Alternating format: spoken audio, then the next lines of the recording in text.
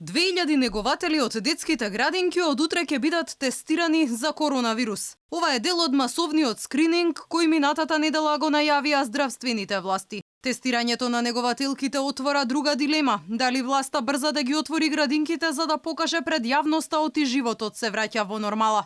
Министерот Филипче вели дека тестирањето на вработените во градинките ќе овозможи владата да направи протокол за нивно ставање во функција, кога ќе има потреба за тоа. Според надлежните, со отворањето на економските оператори и враќање на граѓаните на своите работни места, ќе се наложи и потребата децата да бидат згрижани додека родителите им се на работа. По негователките, тестирани ќе бидат и здравствените работници, вработените во старските домови, шалтерските работници во јавните институции, возачите во ЈСП и таксистите, но и пациентите пред да бидат примени на болничко лекување. Сите ќе бидат тестирани за присуство на вирусот со молекуларните ПСР тестови. Целта вели била да се идентификуваат асимптоматските носители на болеста, кои не се ни свесни оти го имаат вирусот, бидејќи немале симптоми. Сметаме дека е ова најдобриот пристап, заради тоа што и на тие несвесни носители на вирусот ќе бидеме во можност контактите да ги ставиме во изолација. И затоа и го крстивме таргетиран скрининг. Сметаме дека во оваа фаза